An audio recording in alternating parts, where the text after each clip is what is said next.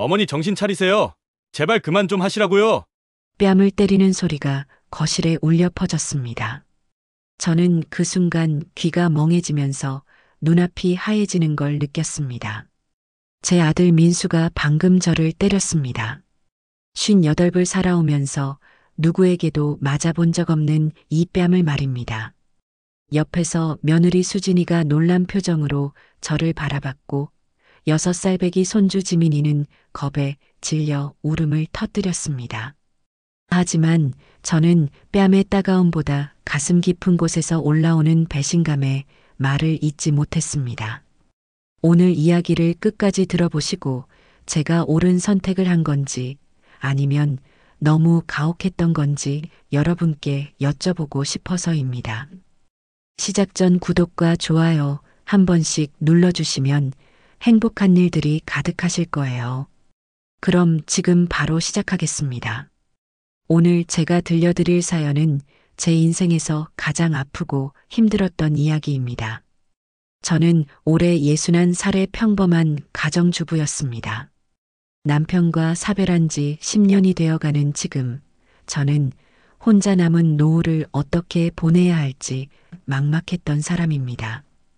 그런데 그날 이후 제 인생은 완전히 바뀌었습니다. 아니, 제가 인생을 바꿔버렸다고 해야 맞겠네요. 모든 건 남편이 세상을 떠난 그 순간부터 시작되었습니다. 남편 병수는 평생을 성실하게 살았던 사람이었습니다. 작은 인쇄소를 운영하며 우리 가족을 먹여 살렸고 아들 민수를 대학까지 보냈습니다. 민수는 서울의 괜찮은 회사에 취직했고 수진이라는 착한 여자를 만나 결혼도 했습니다. 남편은 떠나기 전 제 손을 꼭 잡고 말했습니다. 여보, 미안하오. 당신 혼자 남겨두고 가게 돼서. 하지만 걱정 말아요. 내가 평생 모은 돈이 있으니 그걸로 편히 사세요. 민수한테는 이미 충분히 해줬으니 당신 것은 당신이 쓰는 거요. 그 말을 남기고 남편은 눈을 감았습니다. 저는 그때만 해도 민수가 효자라고 믿었습니다. 대학 다닐 때도 아르바이트에서 용돈을 벌었고 결혼할 때도 부모 돈 최대한 안 쓰려고 노력했던 아이였으니까요. 하지만 제가 그 아이를 너무 모르고 있었던 겁니다. 장례를 치르고 한 달쯤 지났을 때였습니다. 민수가 며느리 수진이와 함께 집에 찾아왔습니다. 평소보다 표정이 심각했고 뭔가 할 말이 있어 보였습니다. 저는 반갑게 맞이하며 음식을 준비했습니다. 어머니, 오늘 할 말이 있어서 왔어요. 민수가 밥을 먹다 말고 말했습니다. 저는 웃으며 대답했습니다. 그래, 무슨 일인데? 좋은 소식이니? 아니요, 심각한 얘기예요. 어머니 혼자 이 큰 집에서 사시는 거 힘드시죠? 저희랑 같이 사시는 게 어때요? 저는 깜짝 놀랐습니다. 사실 혼자 사는 게 외롭긴 했지만 아들네 집에 들어가 눈치 보며 사는 건 원하지 않았거든요. 요즘 세상에 시어머니랑 같이 사는 며느리가 어디 있나요? 게다가 며느리 수진이 표정을 보니 그리 반가워하는 것 같지도 않았습니다. 고맙긴 한데 엄마는 여기서 계속 살고 싶구나. 아빠 추억도 있고 이웃들도 다 아는 곳이고.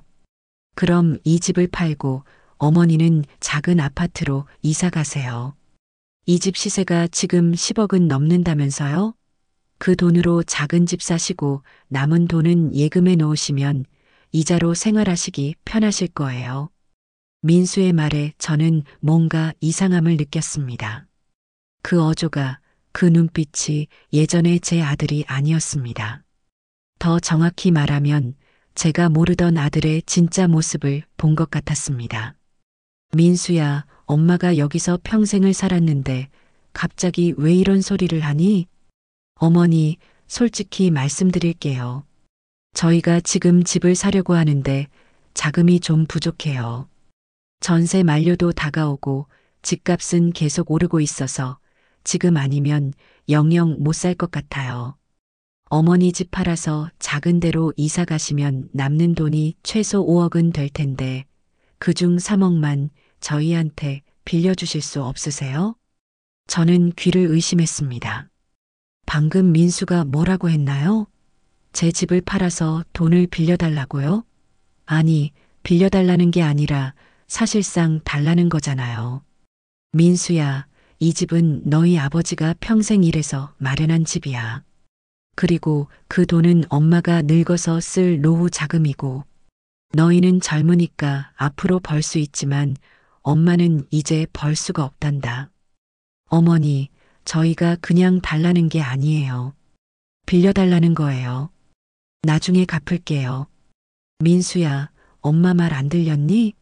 이건 엄마 노후 자금이야. 그리고 솔직히 말하면 너희가 갚을 수 있을 것 같지도 않구나. 집 사면 대출에 이자에 애 키우는데도 돈 들고. 그 말을 들은 순간 민수의 얼굴이 굳어졌습니다. 옆에서 며느리 수진이가 민수의 팔을 잡으며 뭔가 말리는 듯 했지만 민수는 이미 화가 난 상태였습니다. 어머니, 지금 저를 못 믿으신다는 거예요? 제가 언제 어머니한테 거짓말한 적 있어요? 그런 게 아니라 이건 엄마 생존의 문제란다. 만약 엄마가 아프거나 요양원에 가야 하는 상황이 오면 그때 뭘로 비용을 내겠니? 어머니는 건강하시잖아요. 그리고 그런 일 생기면 제가 당연히 모실 거예요. 근데 지금 저희 사정이 급한데 어머니는 이렇게 모른 척 하시는 거예요? 저는 가슴이 답답해졌습니다. 제가 키운 아들이 이렇게 자기 형편만 생각하는 사람이 된 건지 몰랐습니다. 더군다나 옆에서 며느리가 민망한 표정으로 고개를 숙이고 있는 모습을 보니 더 창피했습니다. 민수야, 미안하지만 그건 안 된다. 엄마도 살아야 하고 이 집은 너희 아버지 유산이기도 하니까 함부로 처분할 수 없어. 정말 안 되는 거예요? 안 된다. 그날 민수는 화가 난 얼굴로 집을 나갔습니다. 며느리 수진이가 미안하다는 듯으로 저를 바라봤지만 저도 더는 할 말이 없었습니다.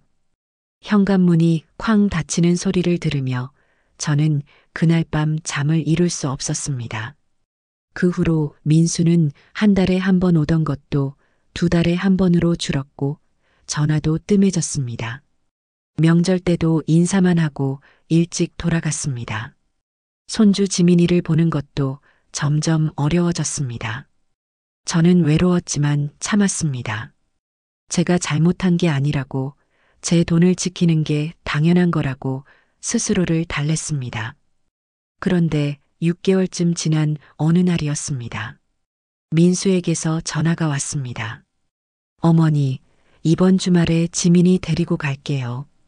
오랜만에 얼굴 보여드리고 싶어서요. 저는 기뻤습니다. 아들이 마음을 바꾼 것 같았고 손주를 볼 수 있다는 생각에 마음이 들떴습니다. 그날까지 며칠을 손꼽아 기다렸고 장을 봐서 지민이가 좋아하는 음식을 가득 준비했습니다. 주말 오후 초인종이 울렸습니다. 문을 열자 민수와 수진이 그리고 지민이가 서 있었습니다. 지민이는 저를 보자마자 할머니하고 달려와 안겼습니다. 그 따뜻한 온기에 저는 그간의 서운함이 다 녹는 것 같았습니다. 어서 오너라, 할머니가 맛있는 거 많이 준비했어. 우리는 거실에 둘러앉아 이야기를 나눴습니다. 지민이는 유치원 이야기를 신나게 했고 저는 그 모습이 너무 예뻐서 계속 웃었습니다. 하지만 식사를 하던 중 민수가 다시 그 이야기를 꺼냈습니다. 어머니, 그 이야기 다시 한번 생각해 보셨어요? 저희 정말 급해요.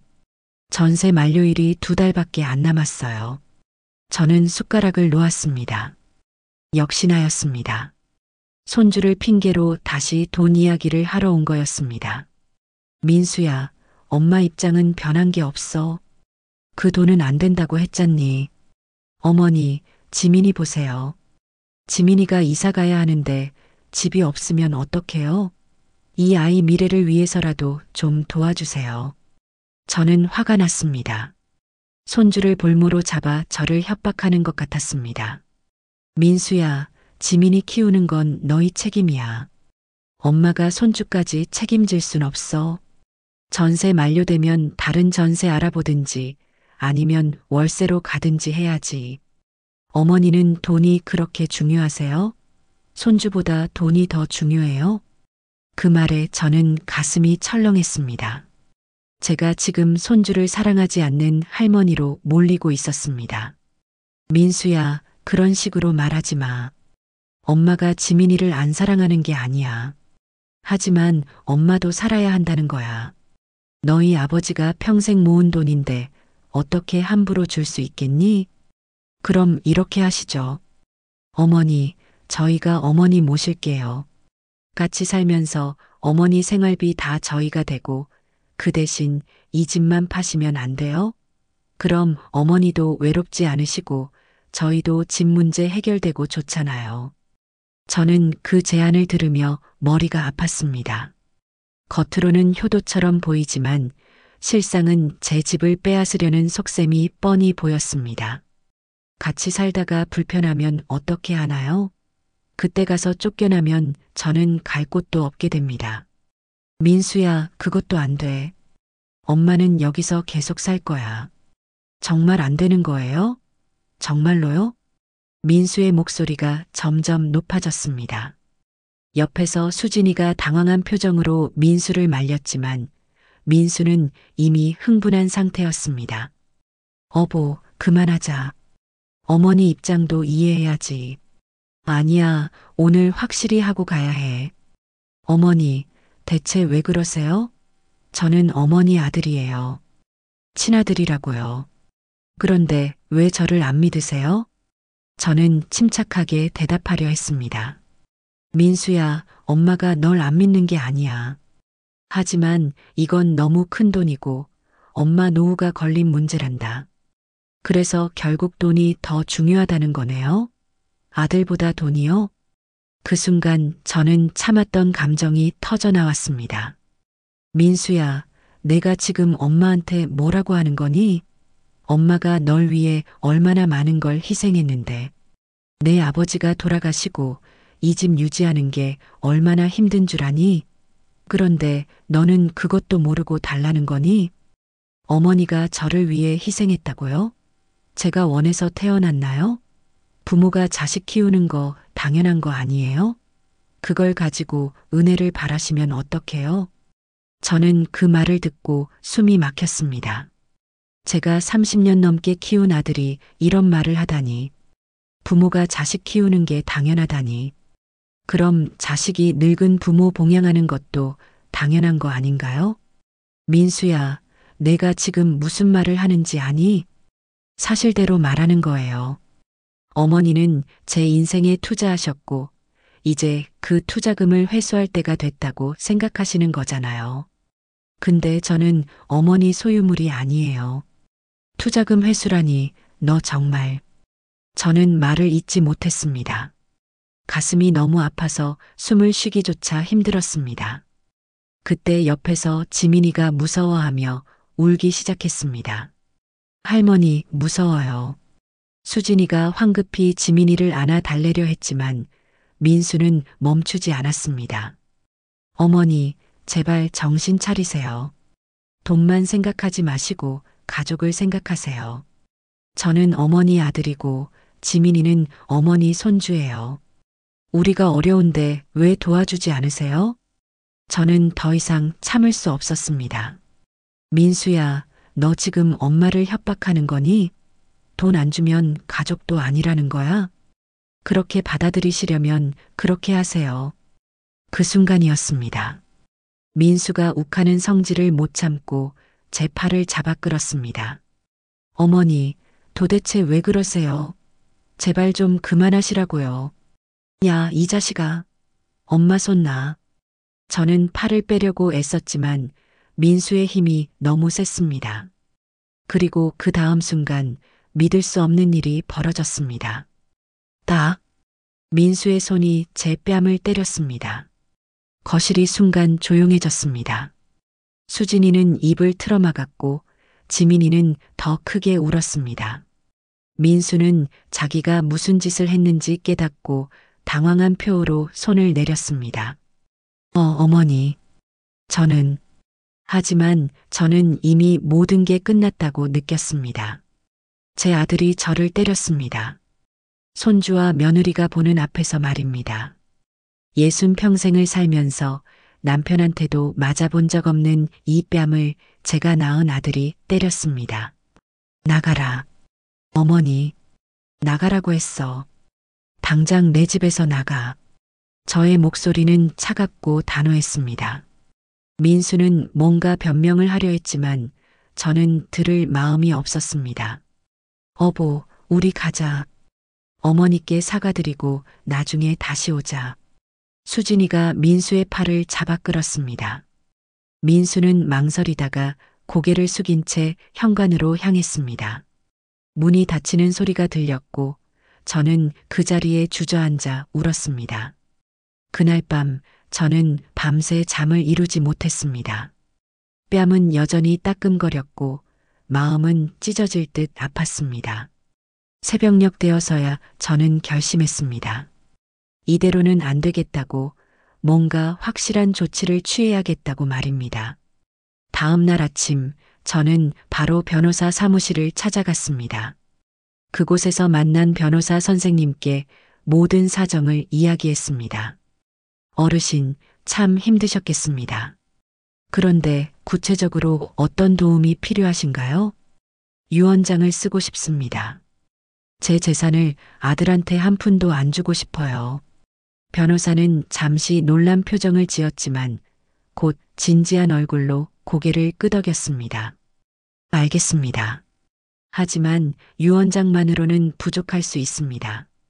유류분 제도 때문에 아드님이 나중에 일정 부분은 청구할 수 있거든요. 그럼 어떻게 해야 하나요? 재산을 미리 처분하시는 방법이 있습니다. 예를 들어 신탁을 설정하시거나 생전에 기부를 하시거나 아니면 다른 곳에 증여를 하시는 거죠. 저는 잠시 생각했습니다. 그러다 문득 떠오른 사람이 있었습니다. 제 동생 영희였습니다. 영희는 저보다 5살 아래로 평생 어렵게 살았습니다. 일찍 남편을 잃고 혼자 아이 둘을 키웠는데 그중 큰아이는 장애를 가지고 있어서 더욱 힘들게 살았습니다. 저는 가끔 영희를 도와주고 싶었지만 남편이 살아있을 때는 형편이 넉넉지 않아 많이 돕지 못했습니다. 제 동생한테 증여하면 어떨까요? 좋은 방법입니다. 다만 증여세 문제가 있으니 세무사와 상담하시는 게 좋겠습니다. 그리고 증여 후 10년 이내에 돌아가시면 상속세 계산에 포함될 수 있으니 그 점도 유의하셔야 합니다. 괜찮습니다. 저는 그냥 아들한테 안 가면 돼요. 그날 저는 변호사와 세무사를 만나 구체적인 계획을 세웠습니다. 우선 집은 당장 처분하기 어려우니 유언장을 작성해 영희에게 상속하도록 했습니다. 그리고 제 예금과 적금, 그동안 모아둔 현금 약 2억 원은 즉시 영희에게 증여하기로 했습니다. 며칠 후 저는 영희를 만났습니다. 영희는 갑작스러운 연락에 놀라며 저를 찾아왔습니다. 언니, 무슨 일이야? 얼굴이 안 좋아 보이네. 저는 그간의 일을 모두 이야기했습니다. 민수가 돈을 요구한 것, 제 뺨을 때린 것, 그리고 제가 내린 결정까지 말입니다. 영희는 이야기를 듣더니 눈물을 글썽였습니다. 언니, 민수가 그랬다고? 세상에 어떻게 그럴 수가 있어. 그래서 말인데 영희야. 언니가 가진 돈을 너한테 주려고 해. 그리고 나중에 언니가 죽으면 이 집도 내가 상속받게 할 거야. 언니, 그게 무슨 소리야? 나는 괜찮아. 언니가 그 돈 쓰면서 편하게 사셔야지. 아니야, 언니 마음은 이미 정해졌어. 너는 평생 고생만 했잖아. 큰애도 돌봐야 하고. 언니가 이제라도 도와주고 싶어? 언니. 영희는 결국 제 손을 꼭 잡고 울었습니다. 저는 영희에게 2억 원을 증여했습니다. 그리고 유언장을 작성해 집과 남은 재산 모두를 영희에게 상속한다고 명시했습니다. 물론 유류분 문제가 있지만 변호사는 제가 민수에게 맞은 사실을 증거로 남기면 상속 결격 사유를 주장할 수 있다고 했습니다. 저는 병원에 가서 진단서를 받았습니다. 뺨의 멍과 타박상을 기록했고 정황을 설명했습니다. 그리고 그날의 상황을 자세히 기록한 진술서도 작성했습니다. 수진이에게 연락해 증인이 되어달라고 부탁했는데 수진이는 난처해하면서도 결국 사실대로 진술서를 써줬습니다. 모든 준비가 끝난 후 저는 민수에게 마지막 통보를 했습니다. 문자 메시지로 간단하게 보냈습니다. 민수야, 엄마는 내가 엄마를 때린 날부터 너를 아들로 생각하지 않기로 했다. 내가 필요한 건 엄마가 아니라 엄마 돈이었구나. 이제 엄마한테서 한 푼도 기대하지 마라. 엄마 재산은 이모한테 다 줬다. 그리고 엄마가 죽어도 장례식장에 오지 마라. 너는 이제 남이다. 문자를 보내고 나서 저는 핸드폰을 꺼버렸습니다. 민수에게서 무슨 연락이 올지 보고 싶지 않았습니다. 그날 저녁 핸드폰을 다시 켰을 때 민수에게서 10여 통의 부재중 전화와 여러 개의 문자가 와 있었습니다. 어머니, 제가 잘못했습니다. 정말 죄송합니다. 어머니, 전화 좀 받아주세요. 제발요. 어머니, 농담이시죠? 정말 이모한테 다 주신 거예요? 어머니, 이건 너무하신 거 아니에요? 저도 어머니 아들인데. 마지막 문자를 보는 순간 저는 헛웃음이 나왔습니다. 여전히 자기가 피해자인 것처럼 말하고 있었습니다. 저를 때린 것에 대한 진심 어린 사과는 없고 돈을 못 받게 된 것에 대한 억울함만 가득했습니다. 저는 민수의 전화를 받지 않았습니다. 문자도 더 이상 확인하지 않았습니다. 며칠 후 민수가 직접 집으로 찾아왔습니다. 하지만 저는 문을 열어주지 않았습니다. 어머니, 어머니, 문 좀 열어주세요. 민수가 현관문을 두드렸지만 저는 안방에 앉아서 꿈쩍도 하지 않았습니다. 1시간쯤 지났을까요? 민수는 결국 포기하고 돌아갔습니다. 계단을 내려가는 발소리가 점점 멀어지는 게 들렸습니다. 그 후로 일주일쯤 지났을 때 이번에는 며느리 수진이가 혼자 찾아왔습니다. 저는 고민하다가 문을 열어줬습니다. 수진이는 고개를 푹 숙인 채 들어왔습니다. 어머니, 정말 죄송합니다. 그날 제가 남편을 제대로 말렸어야 했는데. 수진이는 눈물을 흘리며 사과했습니다. 저는 수진이를 미워할 수 없었습니다. 수진이는 착한 며느리였고 그날도 민수를 말리려 했던 게 보였으니까요. 수진아, 내 잘못은 아니야. 민수가 잘못한 거지. 어머니, 남편도 정말 반성하고 있어요. 요즘 밤마다 술 마시고 울어요. 자기가 큰 잘못을 저질렀다고 어떻게 해야 할지 모르겠다고. 저는 차를 내오며 수진이와 마주 앉았습니다. 수진아, 솔직히 물어볼게. 민수가 정말 반성하는 거니? 아니면 돈 때문에 그러는 거니?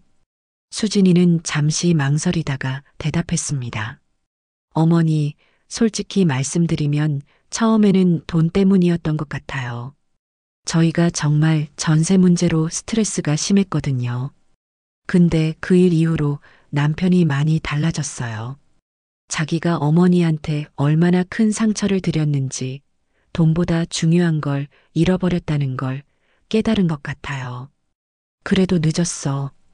이미 엄마 마음속에서 민수는 죽은 거나 마찬가지야. 어머니, 수진아, 너한테는 미안하지만 이제 우리는 남이야. 지민이한테도 할머니가 돌아가셨다고 말해. 그게 나을 거야. 수진이는 더 이상 할 말을 찾지 못하고 돌아갔습니다. 그 뒷모습을 보며 저는 가슴 한구석이 아팠지만 결심을 바꿀 생각은 없었습니다. 한 달쯤 지났을 때 민수에게서 내용 증명이 날아왔습니다. 저를 상대로 증여 무효 소송을 제기하겠다는 내용이었습니다. 저는 변호사에게 연락했고 변호사는 걱정하지 말라고 했습니다. 어르신, 증여는 이미 적법하게 완료되었고 아드님이 어르신께 폭행을 가한 사실이 증거로 남아 있습니다. 소송을 해도 이길 가능성이 거의 없어요. 그래도 만약을 위해 대비는 해야겠죠? 물론입니다. 제가 잘 준비하겠습니다. 실제로 민수는 소송을 제기했습니다. 하지만 재판은 제 승리로 끝났습니다. 판사는 증여가 적법하게 이루어졌고 민수의 폭행 사실이 명백하다고 판단했습니다. 오히려 민수는 존속폭행죄로 벌금형을 받게 되었습니다. 재판이 끝난 후 법원 앞에서 민수를 마주쳤습니다. 민수는 많이 초췌해져 있었습니다. 머리에는 흰머리가 늘었고 얼굴에는 그늘이 드리워져 있었습니다. 어머니, 저는 민수를 지나쳐 걸어갔습니다. 뒤에서 민수가 뭐라고 소리치는 게 들렸지만 저는 돌아보지 않았습니다. 제 아들은 이미 죽었습니다. 그날 제 뺨을 때린 순간 말입니다. 그로부터 1년이 지났습니다. 저는 혼자 조용히 살고 있습니다. 가끔 동생 영희가 찾아와 안부를 묻고 조카들이 챙겨주기도 합니다. 영희는 제가 준 돈으로 장애가 있는 큰아이의 치료비와 생활비를 쓰고 있고 나머지는 잘 저축해 두었다고 합니다. 민수는 결국 전셋집에서 나와 월세로 이사했다고 들었습니다. 수진이가 가끔 안부 문자를 보내는데 저는 읽기만 하고 답장하지 않습니다. 지민이 사진도 가끔 보내오지만 저는 그 사진들을 보지 않고 바로 삭제합니다. 보면 마음이 약해질 것 같아서입니다. 어느 날 저녁 저는 혼자 거실에 앉아 차를 마시고 있었습니다. 창밖으로 해가 지는 모습이 보였습니다. 예전 같았으면 민수에게 전화해서 저녁 먹었냐고 물었을 시간입니다. 손주 지민이가 유치원에서 뭐 배웠는지 물어봤을 시간입니다. 하지만 이제 그런 일은 없습니다. 가끔 제 선택이 옳았는지 의문이 들 때가 있습니다. 너무 가혹했던 건 아닐까, 한 번만 용서해 줄 걸 그랬나 하는 생각도 듭니다. 하지만 곧 그날의 기억이 떠오릅니다. 제 뺨을 때리던 아들의 손, 그 순간 느꼈던 배신감과 수치심, 그리고 무엇보다 돈 때문에 어머니를 때릴 수 있는 사람이라는 사실. 만약 제가 그때 용서했다면 어땠을까요? 아마 민수는 또다시 돈을 요구했을 겁니다. 그리고 저는 평생 돈 때문에 시달리며 살았겠죠. 아들에게 이용당하는 노후를 보냈을 겁니다. 그런 삶이 과연 행복했을까요? 저는 제 선택을 후회하지 않습니다. 비록 외롭지만 이게 제 자존심을 지키는 방법이었습니다. 저도 한 사람의 인간으로서 존중받을 권리가 있습니다. 아들이라고 해서 어머니를 함부로 대해도 되는 건 아니니까요. 며칠 전에는 이런 일도 있었습니다. 시장에 장을 보러 갔다가 오래전 이웃을 만났습니다. 그 이웃은 민수를 어렸을 때부터 봐왔던 분이었습니다. 아이고, 민수 엄마. 오랜만이네. 민수는 잘 지내지? 저는 짧게 대답했습니다. 네, 잘 지내겠죠. 요즘 손주 보러 자주 가? 손주 보는 재미로 사는 거 아니가? 아니요, 요즘은 안 봐요. 왜? 무슨 일 있어? 저는 대답하지 않고 그냥 웃었습니다. 그 이웃은 뭔가 이상함을 눈치챘는지 더 이상 묻지 않았습니다. 저는 장을 보고 집으로 돌아오는 길에 생각했습니다. 사람들은 절 어떻게 생각할까? 냉정한 어머니라고 생각할까? 아니면 자식한테 배신당한 불쌍한 노인이라고 생각할까? 사실 저는 남들이 어떻게 생각하든 상관없습니다. 중요한 건 제가 제 삶을 어떻게 사느냐는 겁니다. 저는 더 이상 누군가에게 이용당하고 싶지 않습니다. 설령 그 누군가가 제 아들이라 해도 말입니다. 얼마 전 영희가 찾아왔을 때 이런 말을 했습니다. 언니, 그래도 민수한테 한 번만 더 기회를 줘보는 게 어때? 혈육인데 이렇게 계속 남처럼 지내면 언니도 마음이 불편하잖아. 저는 고개를 저었습니다. 영희야, 내 말도 맞아. 하지만 나는 이미 충분히 기회를 줬어. 민수가 처음 돈 달라고 했을 때 나는 차분하게 안 된다고 말했잖아. 그런데 민수는 계속 압박했고 결국 나를 때렸어. 그건 용서할 수 없는 선을 넘은 거야. 그래도 진짜 반성한다면? 반성은 입으로 하는 게 아니야. 행동으로 보여줘야 하는 거지. 민수가 진짜 반성한다면 나한테 돈 달라는 소리를 하면 안 돼. 소송도 걸면 안 되고. 그냥 조용히 자기 삶을 살면서 자기 힘으로 문제를 해결해야 해. 그게 진짜 반성하는 거야. 영희는 더 이상 말하지 않았습니다. 아마 제 마음을 이해한 것 같았습니다. 사실 저도 가끔 손주 지민이가 보고 싶습니다. 그 작은 손으로 제 손을 잡던 느낌, 할머니하고 웃으며 달려오던 모습이 생각납니다. 하지만 저는 참습니다. 지민이를 보러 가면 민수를 마주쳐야 하고 그러면 제 결심이 흔들릴 것 같아서입니다. 어쩌면 지민이는 저를 잊어버렸을지도 모릅니다. 아이들은 금방 잊어버리니까요. 할머니가 어디 갔는지, 왜 안 보는지 궁금해하다가도 시간이 지나면 잊어버릴 겁니다. 그게 오히려 나을지도 모릅니다. 이렇게 복잡한 어른들의 사정을 어린아이가 알 필요는 없으니까요. 계절이 바뀌고 있었습니다. 창밖의 나무들이 단풍으로 물들기 시작했습니다. 작년 이맘때는 민수네 가족과 함께 단풍 구경을 갔었는데 올해는 혼자입니다. 하지만 외롭지는 않습니다. 오히려 마음이 편합니다. 누군가 눈치를 볼 필요도 없고 돈 이야기를 꺼낼까봐 조마조마할 필요도 없으니까요. 어느 날 저는 남편 산소에 다녀왔습니다. 오랜만에 찾은 산소는 잡초가 조금 자라 있었지만 전체적으로는 잘 관리되고 있었습니다. 저는 잡초를 뽑고 묘비를 닦으며 남편에게 말을 걸었습니다. 여보, 나 요즘 혼자 잘 살고 있어요. 당신 결정이 옳았어요. 민수한테 미리 다 주지 말고 나보고 쓰라고 한 거 말이에요.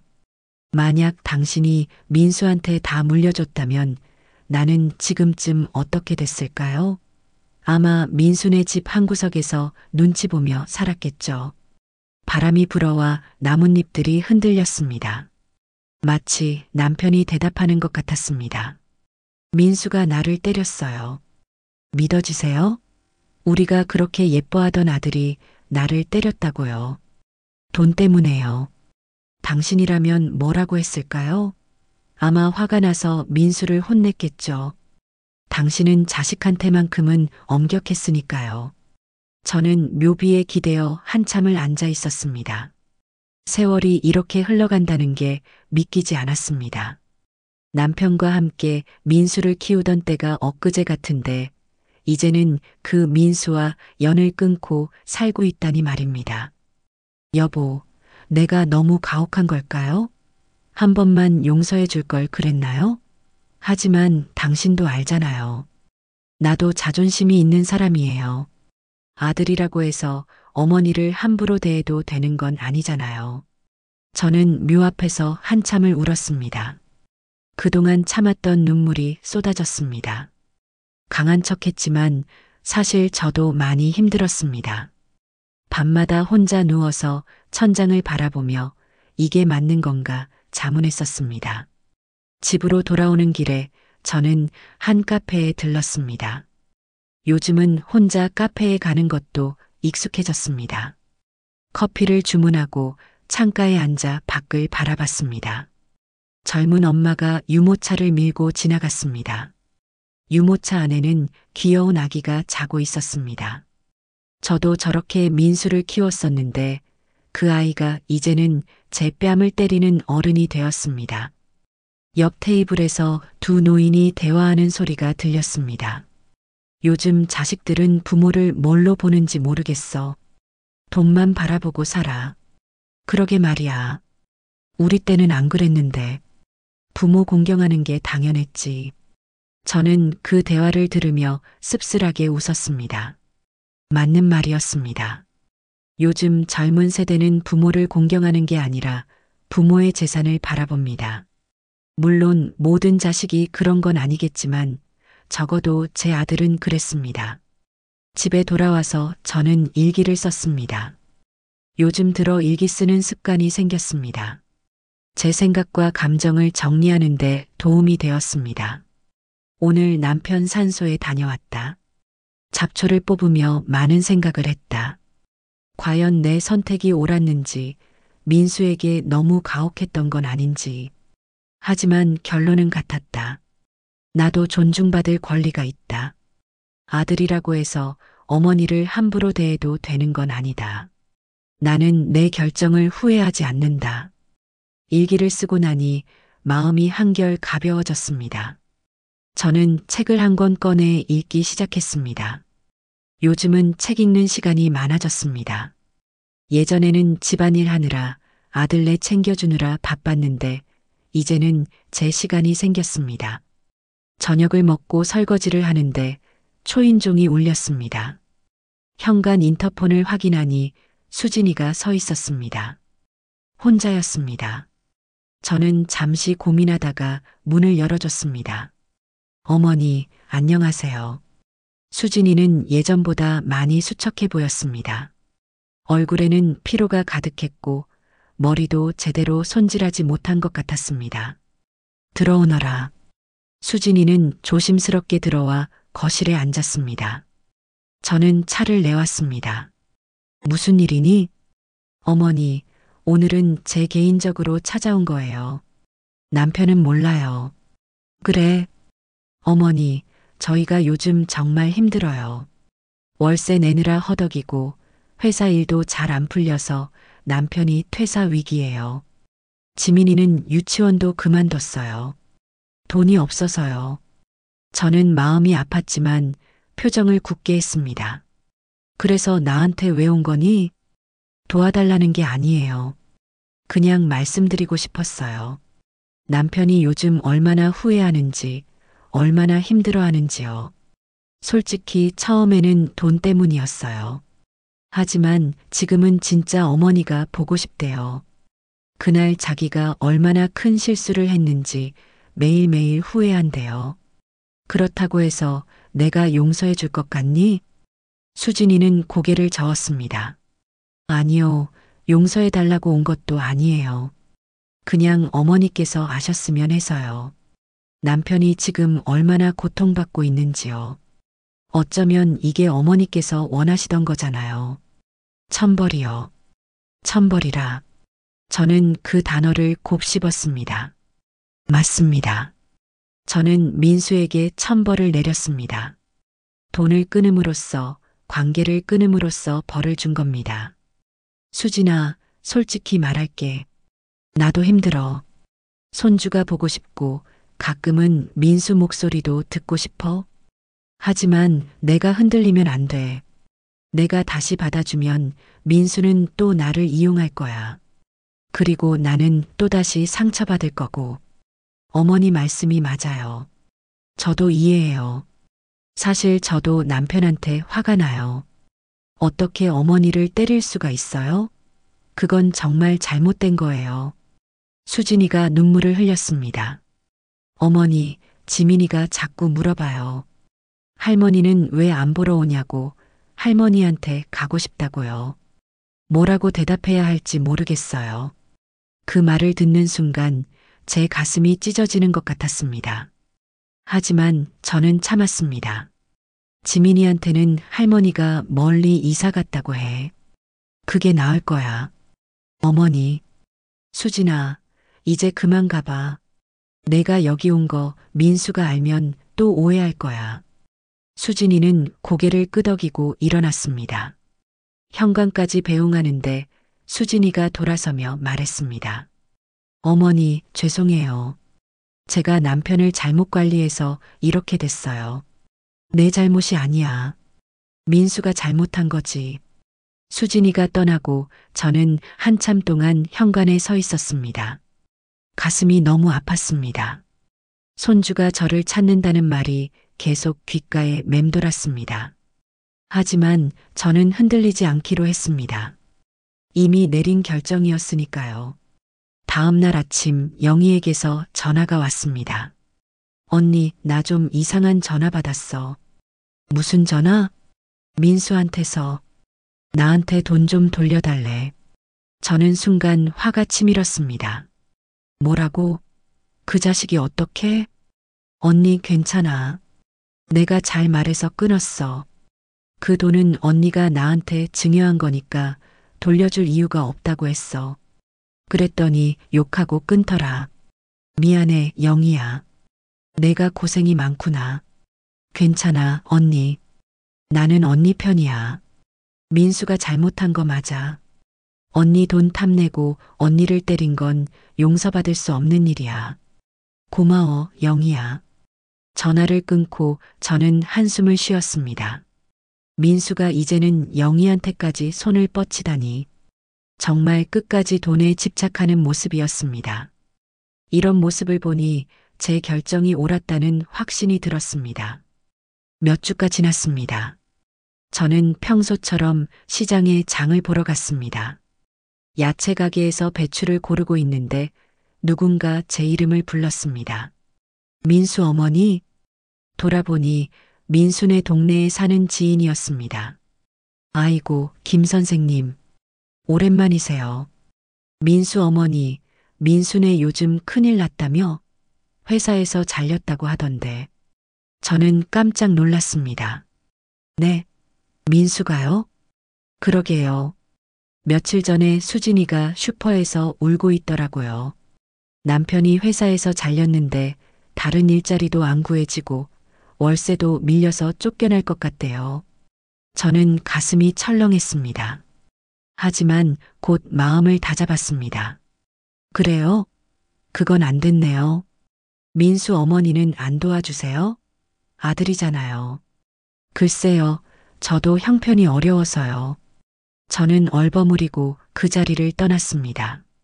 집으로 오는 길에 머릿속이 복잡했습니다. 민수가 회사에서 잘렸다니. 그럼 수진이와 지민이는 어떻게 되는 걸까요? 하지만 저는 고개를 저었습니다. 그건 제 책임이 아니었습니다. 민수가 스스로 해결해야 할 문제였습니다. 집에 도착해서 장을 정리하는데 핸드폰이 울렸습니다. 모르는 번호였습니다. 받지 않으려다가 혹시나 싶어 받았습니다. 여보세요? 어머니, 저 수진이에요. 수진이 목소리는 울먹이고 있었습니다. 왜 그러니? 어머니, 남편이 어제부터 집에 안 들어와요. 전화도 안 받고 혹시 어머니 댁에 갔나 싶어서요. 아니, 여기는 안 왔는데.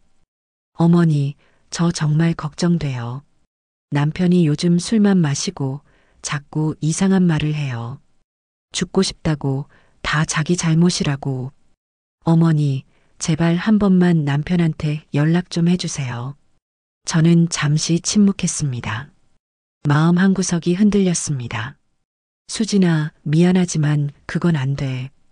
민수가 스스로 해결해야 할 문제야. 어머니, 남편이 정말 위험해요. 어제는 옥상에 올라갔다가 겨우 내려왔어요. 저는 깜짝 놀랐습니다. 하지만 이게 진심인지 아니면 저를 흔들기 위한 거짓말인지 알 수 없었습니다. 수진아, 정말 위험하다고 생각하면 경찰에 신고해. 내가 할 수 있는 일은 없어. 어머니, 정말 그러실 거예요? 응. 미안하지만 나는 이미 민수와 인연을 끊었어. 전화를 끊고 저는 소파에 주저앉았습니다. 가슴이 쿵쾅거렸습니다. 민수가 정말 극단적인 선택을 하려는 걸까요? 아니면 수진이가 저를 흔들기 위해 과장한 걸까요? 그날 밤 저는 잠을 이룰 수 없었습니다. 계속 민수 생각이 났습니다. 어렸을 때 아프다고 보채던 모습, 학교에서 상 받고 좋아하던 모습, 대학 합격했다고 기뻐하던 모습, 그 모든 기억이 주마등처럼 스쳐 지나갔습니다. 새벽 4시쯤 되었을까요? 핸드폰이 울렸습니다. 수진이었습니다. 저는 불길한 예감에 서둘러 전화를 받았습니다. 어머니, 남편 찾았어요. 한강 다리 위에 있었어요. 경찰이 겨우 말려서 지금 병원이에요. 저는 온몸에 힘이 빠졌습니다. 정말이니? 네. 어머니, 남편이 계속 어머니를 찾아요. 제발 한 번만 와주세요. 한 번만요. 저는 눈물이 났습니다. 하지만 동시에 화도 났습니다. 이게 정말 진심일까요? 아니면 또 저를 이용하려는 걸까요? 수진아, 어느 병원이니? 강남에 있는 대학병원이요. 저는 옷을 챙겨 입고 택시를 타고 병원으로 향했습니다. 새벽 거리는 한산했습니다. 택시 안에서 저는 계속 생각했습니다.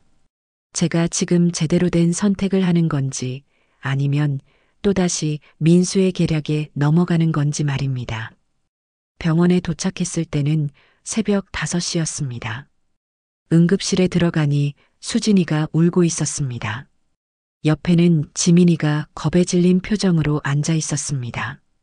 어머니, 수진이가 저를 보자 울음을 터뜨렸습니다. 민수는 어디 있니?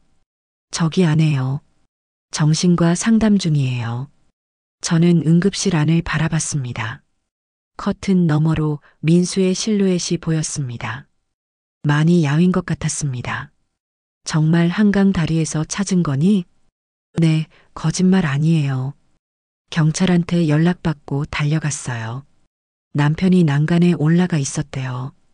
저는 한숨을 쉬었습니다. 민수가 정말 그 지경까지 갔다니. 하지만 동시에 이런 생각도 들었습니다. 이게 다 돈 때문에 생긴 일이라고, 처음부터 돈을 탐내지 않았으면 이런 일도 없었을 거라고 말입니다.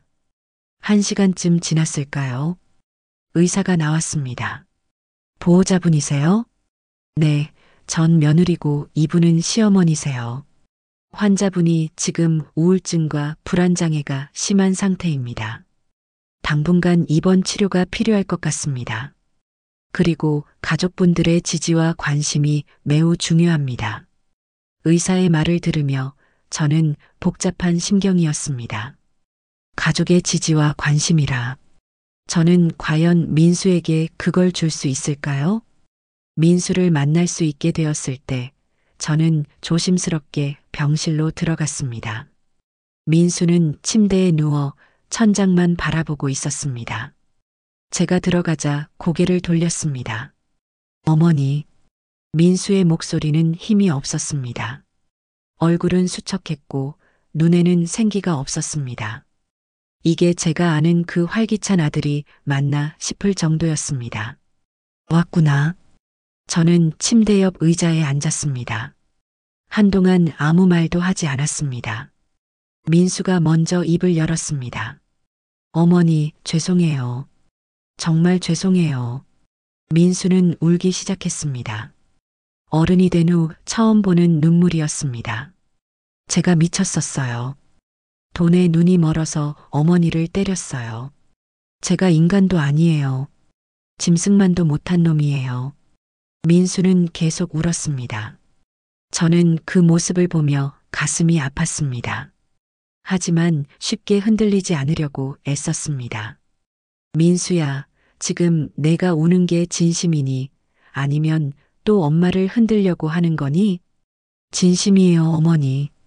저 요즘 매일 후회했어요. 밤마다 그날 일이 생각나서 잠을 못 잤어요. 어머니 표정이, 어머니가 쓰러질 것 같던 그 모습이 계속 눈에 밟혀요. 그럼 왜 영희한테 전화해서 돈 달라고 했니? 민수는 고개를 숙였습니다. 그때는 아직 정신을 못 차렸어요. 돈만 있으면 모든 게 해결될 줄 알았어요. 하지만 틀렸어요. 돈이 있어도 제 마음은 편하지 않았을 거예요. 어머니를 잃는 게 더 큰 손실이라는 걸 이제야 알았어요. 저는 한숨을 쉬었습니다. 민수야, 솔직히 말하면 엄마도 힘들었어. 너를 끊어내는 게 쉽지 않았어. 하지만 엄마도 자존심이 있는 사람이야. 내가 엄마를 때린 순간 엄마는 너를 아들로 볼 수 없었어. 어머니, 제발 한 번만 용서해 주세요. 제가 평생 후회하며 살게요. 어머니한테 다시는 돈 이야기 안 할게요. 그냥 가끔씩 얼굴이라도 볼 수 있게 해주세요. 민수는 침대에서 내려와 제 앞에 무릎을 꿇었습니다. 어머니, 제발이요. 저 없이는 못 살아요. 저는 민수를 바라봤습니다. 정말 진심인 것 같았습니다. 하지만 저는 여전히 확신이 서지 않았습니다. 민수야, 일어나. 무릎 꿇지 마. 어머니, 일어나라고 했어. 민수는 천천히 일어났습니다. 저는 민수를 똑바로 바라보며 말했습니다. 민수야, 엄마가 한 가지 물어볼게. 만약 엄마가 다시 너를 받아준다고 해도 엄마한테는 줄 돈이 하나도 없어. 이미 다 영희 이모한테 줬거든. 그래도 괜찮겠니? 민수는 주저없이 대답했습니다. 괜찮아요. 저는 어머니 돈이 필요한 게 아니에요. 어머니가 필요해요.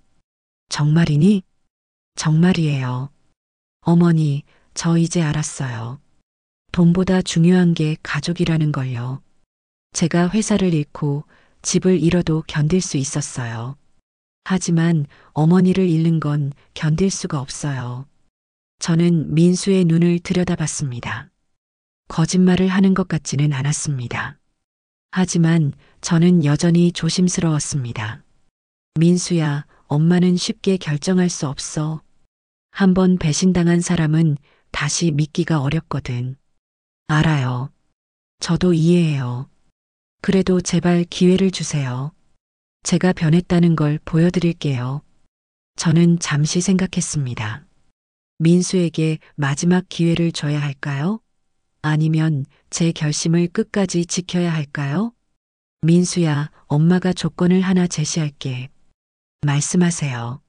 앞으로 10년 동안 엄마한테 돈 이야기를 일절하지 마.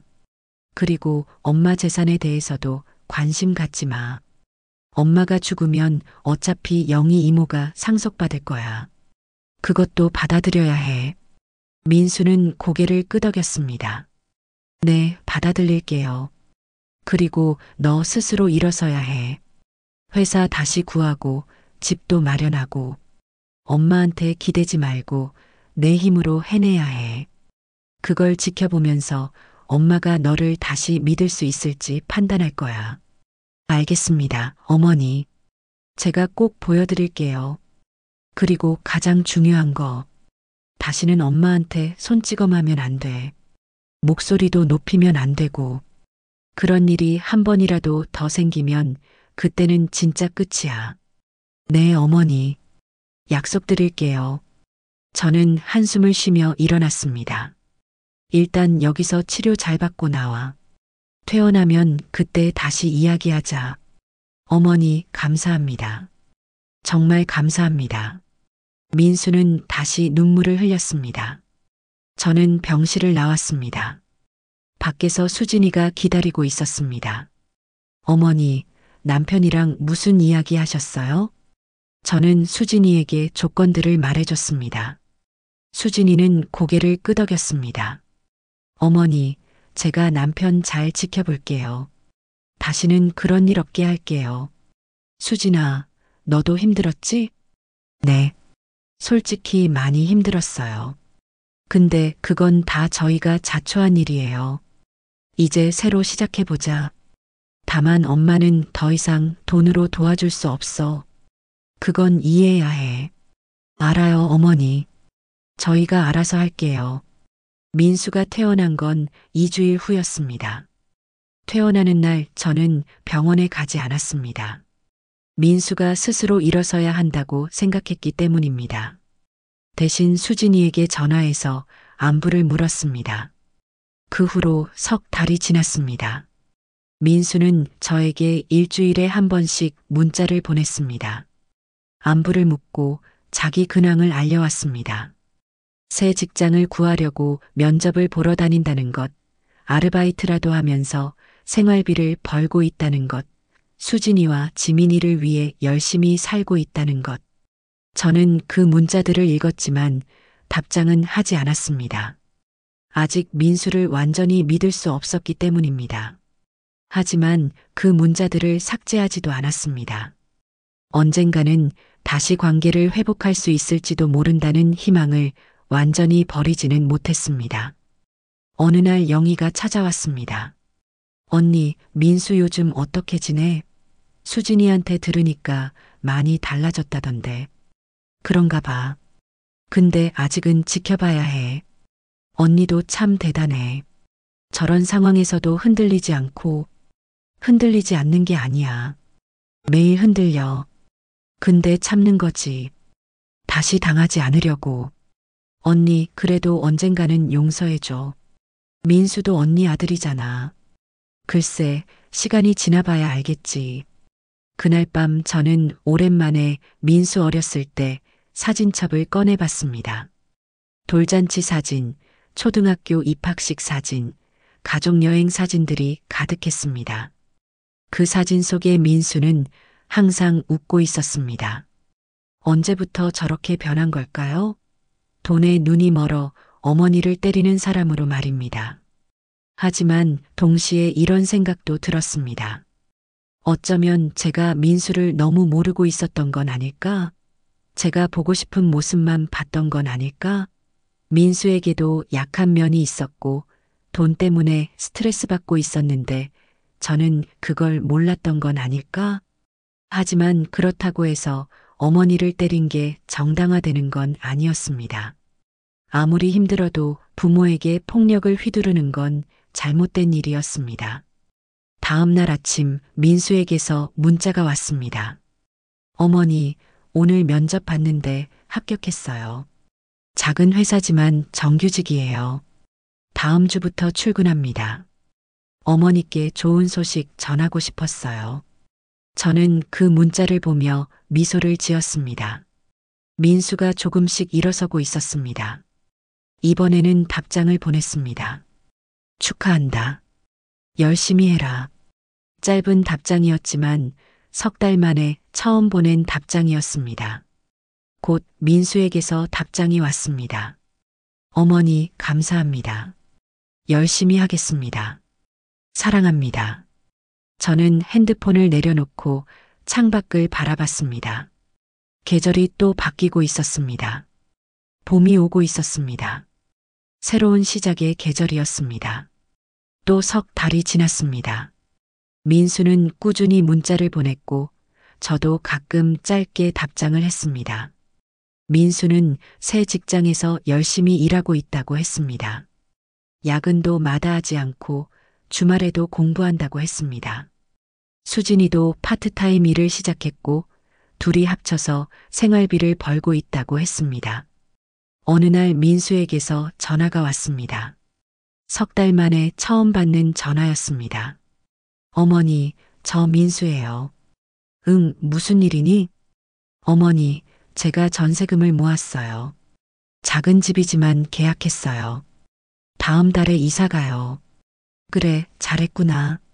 어머니, 이사하면 한번 놀러 와주실 수 있으세요?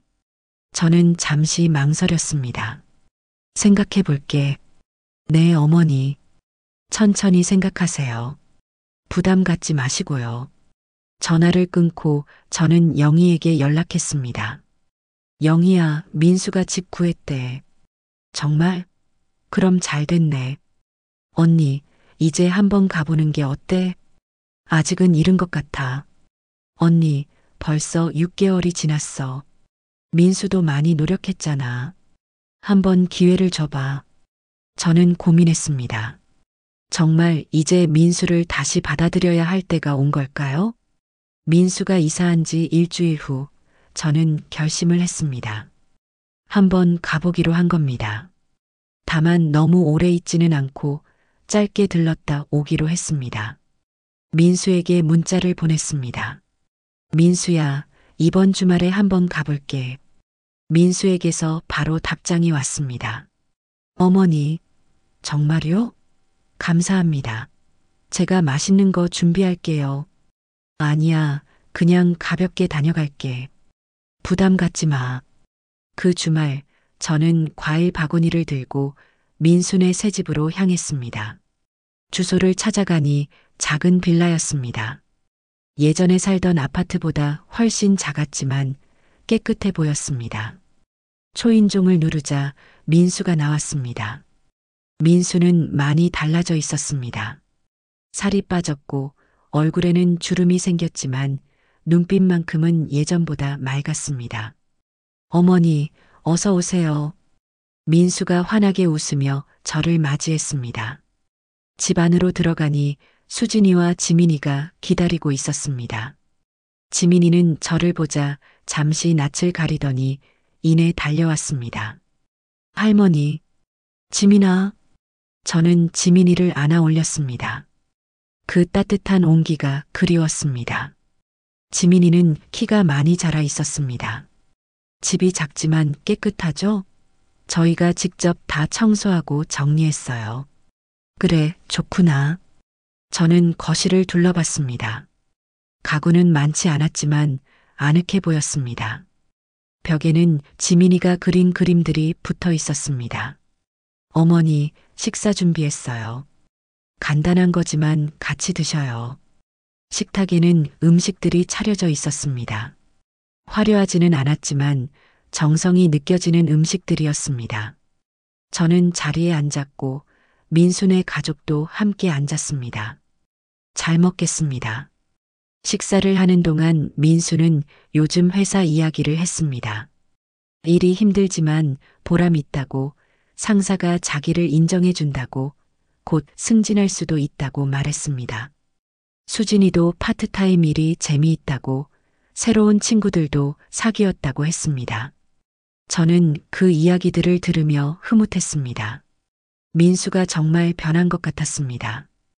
예전처럼 돈 이야기는 일절하지 않았고 그저 자기 가족과 함께 행복하게 사는 것에 만족하는 것 같았습니다.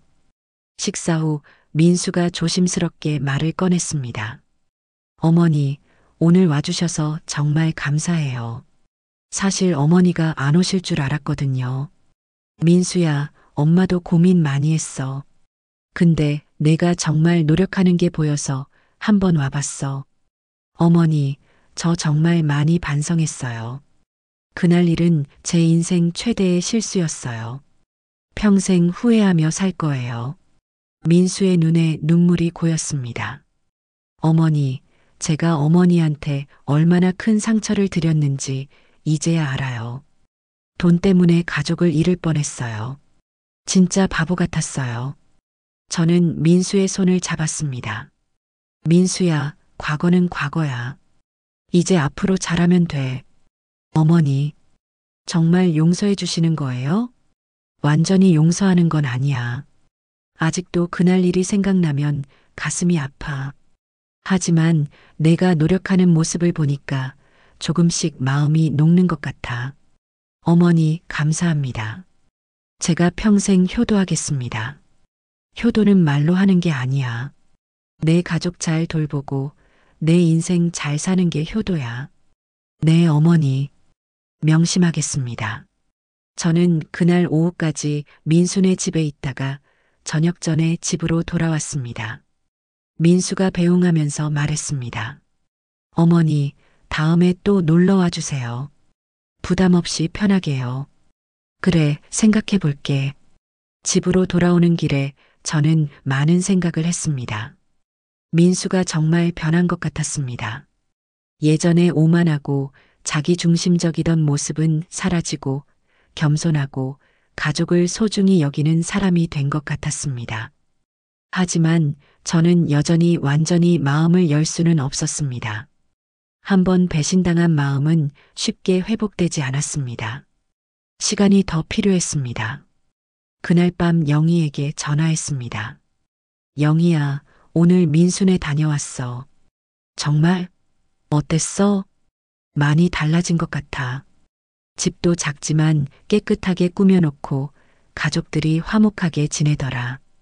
그럼 다행이네. 언니, 이제 마음 좀 풀어? 글쎄, 아직은 모르겠어. 좀 더 지켜봐야 할 것 같아. 언니, 너무 오래 미워하지는 마. 언니도 힘들잖아. 알아. 근데 쉽지가 않네. 전화를 끊고 저는 혼자 차를 마시며 생각에 잠겼습니다. 영의 말이 맞았습니다. 미워하고 원망하는 것도 힘든 일이었습니다. 매일 그 기억에 시달리는 것도 지쳤습니다. 어쩌면 이제는 정말 놓아줘야 할 때인지도 몰랐습니다. 그로부터 또 석 달이 지났습니다. 저는 한 달에 한 번씩 민수네 집을 방문했습니다. 갈 때마다 민수는 저를 정성껏 대했습니다. 하지만 절대 돈 이야기는 꺼내지 않았습니다. 오히려 자기가 번 돈으로 제게 작은 선물을 사오기도 했습니다. 어머니, 이거 드세요. 제가 첫 월급 타서 샀어요. 민수가 건넨 것은 작은 상자였습니다. 열어보니 예쁜 스카프가 들어 있었습니다. 민수야, 이런 거 쌀 돈 있으면 저축해라. 아니에요, 어머니. 제가 어머니한테 드리고 싶어서 샀어요. 받아주세요. 저는 그 스카프를 받았습니다. 가격은 비싸지 않았지만 민수의 마음이 담긴 선물이었습니다. 고맙구나. 어머니, 제가 앞으로 더 열심히 벌어서 어머니께 효도할게요. 민수야, 엄마는 내 돈이 필요한 게 아니야. 내가 잘 사는 모습을 보는 게 더 좋아. 알아요, 어머니. 근데 그래도 가끔은 효도하고 싶어요. 저는 민수의 진심을 느낄 수 있었습니다. 정말 변한 것 같았습니다.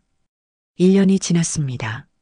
민수가 저를 때린 지 1년하고도 6개월이 지난 시점이었습니다. 그동안 민수는 한 번도 약속을 어기지 않았습니다.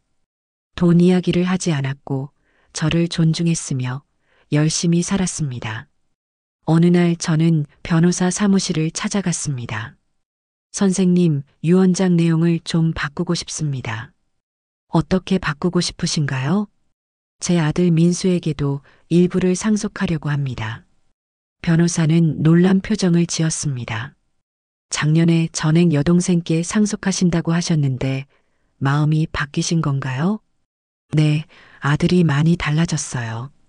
진심으로 반성하는 것 같고 1년 넘게 지켜봤는데 정말 변한 것 같습니다. 알겠습니다. 어떻게 배분하실 건가요? 집은 여전히 동생 영희에게 주고 나머지 재산은 민수와 영희가 반반씩 나누도록 하고 싶어요. 영희는 이미 많이 도와줬으니까요. 좋습니다. 그렇게 작성해 드리겠습니다. 유언장을 수정하고 집으로 돌아오는 길에 저는 홀가분한 기분이 들었습니다. 이제 정말 민수를 용서한 것 같았습니다. 완전히는 아니지만 적어도 아들로 다시 받아들일 수 있을 만큼은 말입니다. 그날 저녁 민수에게 전화했습니다. 민수야, 엄마야. 어머니, 무슨 일이세요? 이번 주말에 우리 집에 와서 저녁 먹자. 오랜만에 엄마가 음식 해줄게. 정말요? 어머니, 감사합니다. 수진이랑 지민이도 데려오고. 네, 어머니. 꼭 갈게요. 주말이 되었습니다. 저는 아침부터 음식을 준비했습니다. 민수가 좋아하는 갈비찜, 잡채, 김치찌개를 만들었습니다. 지민이를 위해 달걀찜도 준비했습니다. 저녁 시간에 민수네 가족이 도착했습니다. 지민이는 저를 보자마자 달려와 안겼습니다. 할머니, 보고 싶었어요. 지민아, 할머니도 보고 싶었어. 우리는 식탁에 둘러앉아 식사를 했습니다. 예전처럼 화기애애한 분위기였습니다. 민수는 음식을 먹으며 감격해했습니다. 어머니, 이 맛 정말 오랜만이에요. 정말 맛있어요. 많이 먹어라. 식사 후 민수가 설거지를 하겠다고 나섰습니다. 수진이도 함께 부엌으로 갔습니다. 저는 지민이와 함께 거실에서 놀았습니다. 설거지를 마치고 나온 민수가 조심스럽게 말을 꺼냈습니다. 어머니, 오늘 불러주셔서 정말 감사해요. 사실 어머니 집에 오는 게 1년 만이에요. 그렇구나. 엄마도 오랜만에 가족들이랑 밥 먹으니까 좋네. 어머니, 제가 하나 여쭤봐도 될까요? 뭔데? 어머니, 저를 완전히 용서하신 건 아니시죠? 저는 잠시 침묵했습니다. 민수야, 솔직히 말하면 완전히 용서한 건 아니야. 그날 일은 평생 잊히지 않을 거야. 하지만 너를 다시 아들로 받아들일 수는 있을 것 같아. 어머니, 너를 완전히 믿는 건 아직 어려워. 근데 너를 밀어내는 것도 이제는 힘들더라. 너도 엄마 아들이잖니. 민수는 고개를 숙였습니다. 어머니, 제가 평생 후회하며 살겠습니다. 그리고 다시는 어머니를 실망시키지 않을게요. 민수야, 엄마가 하나만 말해줄게. 사람은 누구나 실수를 해. 중요한 건 그 실수에서 배우는 거야. 너는 크게 실수했지만 그 실수에서 배운 것 같아. 그게 엄마는 다행이라고 생각해. 어머니, 감사합니다. 그날 민수네 가족은 늦은 시간까지 제 집에 있다가 돌아갔습니다. 현관에서 배웅하며 저는 지민이를 안아 올렸습니다. 지민아, 다음에 또 놀러와. 네, 할머니. 사랑해요. 할머니도 사랑한다. 민수가 마지막으로 인사를 했습니다. 어머니, 오늘 정말 행복했어요. 다음에 또 올게요. 그래, 자주 와. 문을 닫고 저는 거실로 돌아왔습니다. 텅 빈 집이었지만 외롭지 않았습니다. 오히려 마음이 따뜻했습니다. 가족이 다시 모인다는 게 이렇게 좋은 일인지 몰랐습니다. 그로부터 몇 달 후 저는 건강검진을 받았습니다. 60이 넘으니 건강이 예전 같지 않았습니다. 검진 결과가 나왔을 때 의사 선생님이 심각한 표정으로 말씀하셨습니다. 어르신, 췌장에 작은 종양이 발견됐습니다. 조직 검사를 해봐야 정확히 알겠지만 일단 정밀 검사가 필요합니다. 저는 그 말을 듣고 머릿속이 하얘졌습니다. 종양이라니. 혹시 암은 아닐까요? 선생님, 심각한 건가요? 지금 단계에서는 확답을 드리기 어렵습니다. 일단 조직 검사 결과를 보고 판단해야 합니다. 집으로 돌아오는 길에 저는 많은 생각을 했습니다. 만약 정말 큰 병이라면 어떻게 해야 할까요? 수술을 받아야 할까요? 돈은 얼마나 들까요? 하지만 가장 먼저 떠오른 생각은 민수였습니다. 이 사실을 민수에게 알려야 할까요? 말아야 할까요? 알리면 민수가 걱정할 텐데 그렇다고 숨기는 것도 옳지 않은 것 같았습니다. 고민 끝에 저는 영희에게만 먼저 알렸습니다. 언니, 큰일이네. 빨리 정밀 검사 받아봐. 그래야겠지. 근데 영희야, 민수한테는 아직 말하지 마. 왜? 민수도 알아야 하는 거 아니야? 아직 확실하지도 않은데 괜히 걱정시키고 싶지 않아. 검사 결과 나오고 얘기할게. 알았어, 언니. 근데 너무 걱정하지 마. 초기에 발견하면 치료 잘 되잖아. 그래, 고마워. 일주일 후 조직 검사 결과가 나왔습니다. 다행히 악성은 아니었습니다. 하지만 수술로 제거하는 게 좋다고 했습니다. 어르신, 종양 자체는 양성이지만 위치가 좋지 않습니다. 그대로 두면 췌장 기능에 문제가 생길 수 있어요. 수술로 제거하시는 걸 권장합니다. 수술 비용은 얼마나 드나요? 보험 적용되면 2천만 원 정도 예상됩니다. 저는 고개를 끄덕였습니다. 다행히 제게는 그 정도 돈은 있었습니다. 영희에게 증여하고 남은 돈과 매달 받는 연금으로 충분히 감당할 수 있었습니다. 알겠습니다. 수술하겠습니다. 수술 날짜를 잡았습니다. 이제는 민수에게 알려야 할 때였습니다. 저는 민수에게 전화했습니다. 민수야, 엄마인데. 시간 있으면 잠깐 올 수 있니? 어머니, 무슨 일이세요? 목소리가 좀 이상한데요. 아니야, 큰일은 아니고. 할 얘기가 있어서. 알겠어요. 지금 바로 갈게요. 1시간 후 민수가 도착했습니다. 저는 민수를 거실에 앉히고 차를 내왔습니다. 어머니, 무슨 일이세요? 저는 건강검진 결과와 수술 계획을 설명했습니다.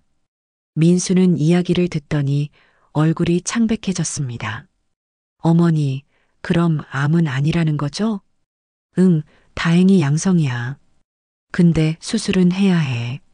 어머니, 수술 비용은 어떻게 하실 거예요? 제가 도와드릴게요. 저는 고개를 저었습니다. 아니야, 엄마가 할 수 있어. 돈은 충분히 있으니까 걱정하지 마. 어머니, 제가 도와드리고 싶어요. 제가 회사 다니면서 모은 돈이 있어요. 민수야, 고맙지만 괜찮아. 넌 내 가족 챙겨야지. 엄마는 엄마가 알아서 할게. 어머니, 민수의 눈에 눈물이 고였습니다. 어머니, 제가 정말 걱정돼요. 혼자 수술 받으시면 어떡해요? 영희 이모가 같이 있어줄 거야. 걱정 마. 어머니, 제가 병원에 같이 있겠습니다. 제발 혼자 하시지 마세요. 저는 민수의 진심을 느낄 수 있었습니다. 정말 걱정하는 게 보였습니다. 그래, 그럼 수술 당일에 와줘. 영희 이모랑 같이 있어주면 엄마가 든든할 것 같네. 네, 어머니. 꼭 갈게요. 수술 날이 되었습니다. 아침 일찍 병원에 입원했습니다. 영희가 먼저 와 있었고 곧 민수네 가족도 도착했습니다. 어머니, 괜찮으세요? 응, 괜찮아. 너무 걱정하지 마. 수술 시간이 다가왔습니다. 수술실로 들어가기 전 저는 민수의 손을 잡았습니다. 민수야, 혹시 몰라서 하는 얘긴데 만약 엄마한테 무슨 일 생기면 유언장대로 해. 알겠지? 어머니, 무슨 말씀을 그렇게 하세요. 어머니는 괜찮으실 거예요. 알아. 그냥 혹시나 해서 하는 얘기야. 수술은 4시간 동안 진행되었습니다. 그 시간 동안 민수는 수술실 앞에서 한 발자국도 떠나지 않았다고 합니다. 계속 왔다 갔다 하며 기도했다고 합니다. 수술이 끝나고 제가 회복실에서 깨어났을 때 제일 먼저 본 사람이 민수였습니다. 어머니, 정신 차리셨어요? 수술 잘 끝났어요. 민수의 목소리에는 안도감이 가득했습니다. 그래, 고맙구나. 어머니, 정말 걱정했어요. 제가 옆에 계속 있을게요. 민수는 그날 밤 병원에서 저를 간호했습니다. 물도 떠다 주고 화장실 가는 것도 도와주고 밤새 제 곁을 지켰습니다. 예전에 민수가 어렸을 때 제가 아픈 민수를 돌봐주던 것처럼 이제는 민수가 저를 돌봐주고 있었습니다. 그 모습을 보며 저는 생각했습니다. 민수가 정말 많이 변했구나. 이제는 정말 제 아들로 돌아온 것 같다고 말입니다. 수술 후 회복하는 동안 민수는 매일 병원에 왔습니다. 회사 일 마치고 저녁마다 들러서 제 얼굴을 보고 갔습니다. 주말에는 수진이와 지민이도 함께 왔습니다. 어머니, 오늘 기분은 어떠세요? 많이 좋아졌어. 의사 선생님이 회복이 빠르다고 하시더라. 다행이에요. 어머니, 제가 퇴원하시면 저희 집에서 계시면 안 될까요? 수진이가 어머니 돌봐드리고 싶대요. 저는 고개를 저었습니다. 고맙지만 괜찮아. 엄마는 엄마 집에서 지내는 게 편해. 너희도 신경 쓸 거 많잖니. 어머니, 그래도. 민수야, 엄마 마음 알아줘. 엄마는 혼자 있는 게 익숙해. 대신 자주 놀러 오면 돼. 알겠습니다, 어머니. 그럼 자주 찾아뵐게요. 2주일 후 저는 퇴원했습니다.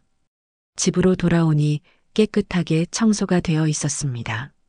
민수와 수진이가 미리 와서 청소를 해둔 것이었습니다. 냉장고에는 반찬들도 가득 채워져 있었습니다. 저는 소파에 앉아 창밖을 바라봤습니다. 이제 가을이었습니다. 나뭇잎들이 노랗게 물들어가고 있었습니다. 저는 지난 2년을 돌아봤습니다. 2년 전 민수가 저를 때렸을 때 저는 세상이 무너지는 것 같았습니다. 평생 키운 아들에게 배신당했다는 생각에 너무 힘들었습니다. 그래서 저는 과감한 결정을 내렸습니다. 재산을 동생에게 증여하고 민수와 연을 끊기로 한 것입니다. 그 결정이 옳았을까요? 지금 돌이켜보면 완전히 옳았다고도 완전히 틀렸다고도 말할 수 없습니다. 하지만 한 가지 확실한 건 그 결정이 민수를 변화시켰다는 것입니다. 만약 제가 그때 민수의 요구를 들어줬다면 어땠을까요? 아마 민수는 계속 저를 이용하려 했을 겁니다. 돈이 필요할 때마다 저를 찾아왔을 겁니다. 그리고 저는 평생 이용당하며 살았겠죠. 하지만 제가 단호하게 거절하고 모든 걸 끊어버리자 민수는 정신을 차렸습니다. 자기가 무엇을 잃었는지, 무엇이 진짜 중요한지 깨달은 것입니다. 돈보다 가족이 중요하다는 걸, 어머니의 사랑이 얼마나 소중한지 알게 된 것입니다. 물론 그 과정이 쉽지는 않았습니다. 저도 많이 힘들었고 민수도 많이 고생했습니다. 하지만 결과적으로 우리는 더 성숙한 관계로 발전했습니다. 이제 민수는 제게 의존하는 아들이 아니라 독립적으로 살아가면서도 어머니를 존중하고 사랑하는 어른이 되었습니다. 청취자 여러분, 저는 오늘 이 사연을 통해 여러분께 묻고 싶었습니다. 제가 한 선택이 옳았는지 아니면 너무 가혹했는지 말입니다. 하지만 이제는 답을 알 것 같습니다. 부모 자식 간에도 선을 지켜야 합니다. 아무리 혈육이라도 서로를 존중해야 합니다. 부모라고 해서 자식에게 무한정 퍼줘야 하는 건 아닙니다. 자식이라고 해서 부모를 함부로 대해도 되는 건 아닙니다. 저는 제 선택을 후회하지 않습니다. 비록 힘들고 아픈 시간이었지만 그 시간을 통해 민수는 성장했고 저도 제 자존심을 지킬 수 있었습니다. 그리고 결국에는 더 건강한 관계로 돌아올 수 있었습니다. 물론 모든 경우에 이런 극단적인 선택이 필요한 건 아닙니다. 하지만 때로는 단호해져야 할 때도 있습니다. 특히 자식이 선을 넘었을 때는 말입니다. 여러분도 혹시 비슷한 상황에 처해 있다면 잘 생각해 보시기 바랍니다. 무조건 참고 퍼주는 게 사랑이 아닙니다. 때로는 단호하게 거절하고 가르치는 것도 사랑입니다. 그래야 자식도 배우고 성장할 수 있습니다. 저는 이제 평온합니다. 민수와의 관계도 회복되었고 건강도 되찾았습니다. 앞으로 남은 인생을 어떻게 살지 계획을 세우고 있습니다. 혼자서도 행복할 수 있다는 걸 배웠고 가족과 함께하는 시간도 소중히 여기게 되었습니다. 지난주에 민수가 이런 말을 했습니다. 어머니, 그때 어머니가 저를 끊어내지 않았다면 저는 지금도 철없는 사람으로 살고 있었을 거예요. 어머니가 저를 버린 게 아니라 제가 스스로 일어서도록 가르쳐 주신 거였어요. 감사합니다. 그 말을 들으며 저는 울었습니다. 제 선택이 옳았다는 걸 민수가 이해해 준 것 같아서 기뻤습니다. 청취자 여러분, 긴 사연을 끝까지 들어주셔서 감사합니다. 제 이야기가 비슷한 상황에 있는 분들께 조금이나마 도움이 되었으면 좋겠습니다. 가족이라는 이름으로 서로를 함부로 대하지 마시기 바랍니다. 가족이기 때문에 더욱 존중하고 사랑하고 배려해야 합니다. 그것이 진정한 가족의 의미라고 저는 믿습니다. 모쪼록 여러분 모두 가족과 행복하게 지내시기를 바랍니다.